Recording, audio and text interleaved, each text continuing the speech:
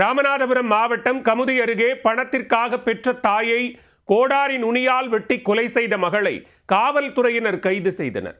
கணவருடன் சேர்ந்து பெற்ற தாய்க்கு யமனான மகள் மீது அதிகாரிகள் எடுத்த நடவடிக்கை என்ன?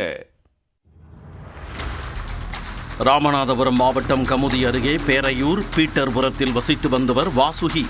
48 வயதான இவரது கணவர் ரங்கநாதன் கடந்த சில ஆண்டுகளுக்கு முன்பு இறந்துவிட்டார். இவர்களுக்கு ஹேமா மற்றும் ஹேமலதா ஆகிய 2 பெண் பிள்ளைகள் உள்ளனர். முதல் மகள் ஹேமா திருமணம் முடிந்து தனது கணவருடன் கடலாடியில் வசித்து வருகிறார்.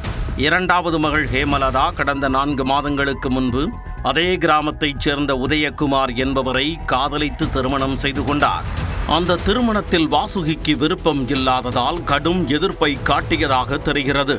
இதற்கிடையே நம்பிச் சென்ற காதல் கணவன் வேலைக்கு செல்லாமல் மது அருந்திவிட்டு தொல்லை கொடுத்ததால் ஹேமலதா கடும் மன உளைச்சலுக்கு ஆளாகியதாக கூறப்படுகிறது. இதனால் கணவருடன் கோபித்துக் கொண்டு தாய் வீட்டிற்கே அவர் மீண்டும் வந்துள்ளார். அப்பொழுது வீட்டில் வைத்து காதல் திருமணம் குறித்தும் தனது கணவர் குறித்தும் அடிக்கடி பேசி வாக்குவாதம் செய்ததால் தாய் மகள் இருவருக்கும் இடையே மனக்கசப்பு ஏற்பட்டுள்ளது. சம்பவத்தன்று ஏற்பட்ட வாக்குவாதத்தில் ஆத்திரமடைந்த இளைய மகள் ஹேமலதா திடீரென்று வீட்டில் இருந்த கோடாரியை எடுத்து வாசுகியை தாக்கியுள்ளார். இதில் வாசுகி சம்பவ இடத்திலேயே சரிந்து மகளின் கண்முன்னே பேச்சு மூச்சில்லாமல் துடிதுடித்து உயிரிழக்க அதை கண்டு ஹேமலதா அரண்டு போனார்.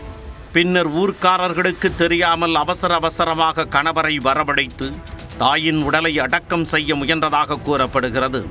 அப்பொழுது ஊர்க்காரர்களுக்கு சந்தேகம் ஏற்பட்டு அவர்கள் போலீசாருக்கு தகவல் அளித்தனர். உடனே அங்கு சென்ற அதிகாரிகள் வாசுகியின் உடலை கைப்பற்றி விசாரணையை தீவிரப்படுத்தினர். அதில் ஆவேசத்தில் கோடாரியால் தாக்கியதால் தாய் உயிரிழந்ததாக ஹேமலதா வாக்குமூலம் அளித்து உண்மையை ஒப்புக்கொண்டதாக கூறப்படுகிறது.